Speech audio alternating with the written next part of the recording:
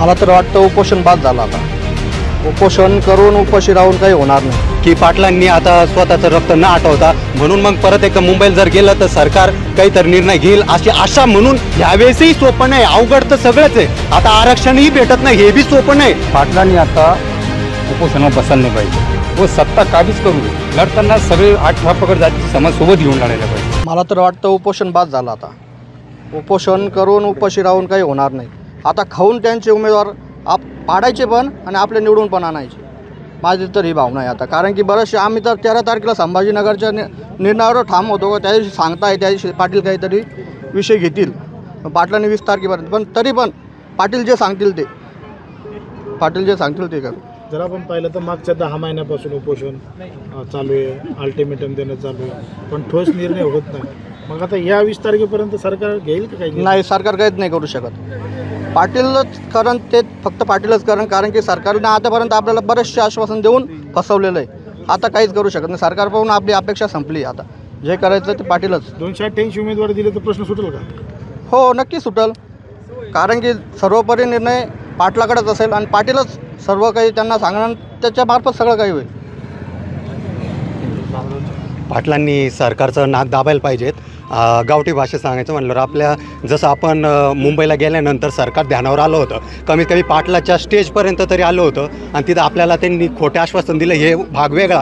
पण परत माझं पण एक मत आहे की पाटलांनी आता स्वतःचं रक्त न आटवता परत एकदा मुंबईला हाक मारावी। आम्ही सर्व जनता डबल संख्येने पाटलाच्या मागे उभं राहू। पाटील जर निर्णय घेतला उमेदवार द्यायचे त्याला पण समर्थन राहील, परंतु आमचा निर्णय असा आहे की मुंबईला परत एकदा पाटलांनी बोलवावंच आम्हाला, मग आम्ही सरकारचं नाक ठेचू।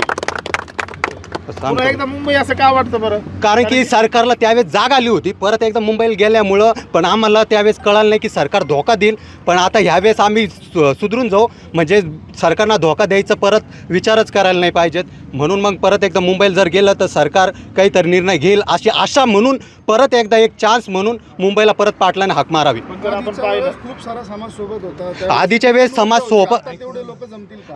समाज सोबत होता मान्य आहे, पण त्यावेळेस त्यांनी आम्हाला आश्वासन दिलं होतं की तुम्हाला सोयरे देऊ, तुम्हाला असं वगैरे देऊ, हे देऊ ते। त्यांच्या आम्ही एक मराठा समाज असा आहे की समोरच्यानी सांगितलं त्याच्यावर विश्वास ठेवतो, एक विश्वास ठेवला सरकारवर, त्याच्यामुळे आम्ही माघारी आलो। पण आता ह्यावेळेस परत माघारी येणार नाही, आम्ही पाटलांसोबतच कायम सोबत राहू, म्हणून मग पाटलां परत मुंबईला जायलाच पाहिजे। काही जणांचं म्हणणं आहे की मुंबईला जाणं का सोपं नाही, पर मागच्या वेळेसही सोपं नव्हतं, ह्यावेळेसही सोपं नाही। अवघड तर सगळंच आहे, आता आरक्षणही भेटत नाही हे बी सोपं नाही, मग मुंबईला जाणं काय अवघड नाही मराठ्यांसाठी। परत एकदा मुंबई गाठूत, परत मुंबईला जायलाच पाहिजे। नक्कीच मुंबईचा निर्णय घेतला काय मत आहे तुम्हाला, काय वाटतं बरं? पाटलांनी आता उपोषणात बसायला नाही पाहिजे, म्हणजे माझं स्वतःचं वैयक्तिक मत आहे। पाटलांनी 288 विधानसभा लढवलाच पाहिजे व सत्ता काबीज करून लढताना सगळे 18 पगड जातीचे समाज सोबत घेऊन लढायला पाहिजे। संबंध आहे आम्हाला, कधी एकमेका सुखातुखात जातो। आता 1-2-4% जर नेते लोक सोडले की त्यांची स्वार्थाची पोळी भाजण्यासाठी हे सगळे वादिवाद लावत आहेत। त्यांना माहिती आहे, आता जर आपण समजा आता त्या 2-4% ओबीसी नेत्यांना सांगायला पाहिजे गावातल्या ओबीसी लोकांना, बाबा ऑलरेडी सगळा मराठा हे ओबीसीत गेले, फक्त राहिलं 30%, पण ते सांगित नाहीत कारण ते त्यांचे स्वार्थासाठी सांगित नाही। पण पाटलांनी आता आहे ना सरळ उपोषण न बसता 288 उमेदवार लढावे आणि ते निवडून आणावे। बरे 288 उमेदवार कशा असले पाहिजे तुमच्या दृष्टिकोनातून?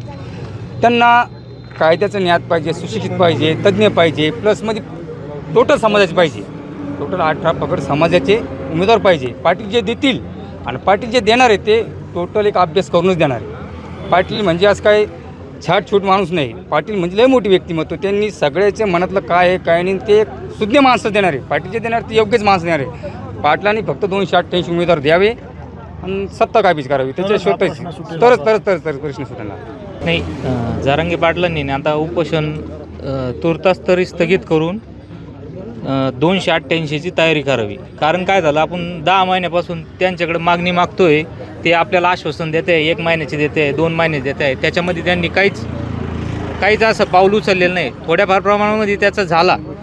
आणि दुसरी गोष्ट, आपण जे पाडायचं म्हणतो ना, तर पाडायचं म्हणल्यावर जे येणार आहे ते बी त्यांच्यापेक्षा त्यांचे आपण पाहिलेले काय रंग काय ढंग आहे ते येऊच तर फक्त आम्ही करू असं करू तसं करू, पाडापाडीच्या आणि कोणाला आणापेक्षा आपले 288 कसे निवडून येतील आणि त्याच्यामध्ये सर्व जाती धर्माला सोबत घेऊन जे वंचित घटक आहे, समजा मराठा समाजाला आरक्षण नाही त्यांचा प्रश्न आहे, मुस्लिम समाजाला आरक्षण नाही त्यांचा प्रश्न आहे, धनगर समाजाला STमध्ये आरक्षण नाही त्यांचा प्रश्न आहे, सर्व 18 पगड जाती सोबत घेऊन आणि याची वज्रमूठ बांधून आणि 288 मतदारसंघामध्ये जरांगे पाटलांनी उतरवलं पाहिजे.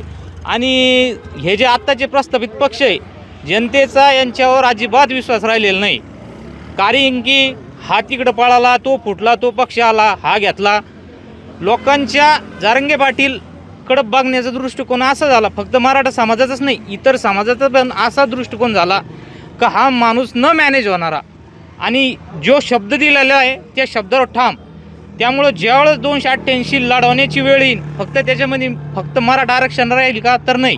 मराठा आरक्षण, मुस्लिम आरक्षण, धनगर आरक्षण आणि वंचित घटकाला ते दलित असू, SC असू, ST असू, त्यांचे काही प्रश्न आहे, शेतकऱ्यांचे काही प्रश्न आहे, हे सर्वांचा विश्वास आहे.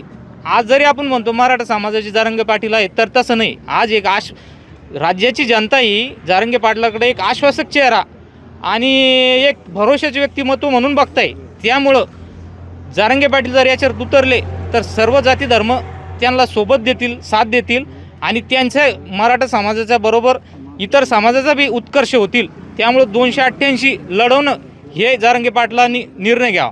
या पाडापाडीच्या राजकारणामुळं काही नेते म्हणतात की याला कुठंतरी राजकीय धूर आहे. नाही, पाडापाडीचा विषय कसा झाला, त्यावेळेस ऐन वेळेस जरांगे पाटलाला उमेदवार देता नाही आले.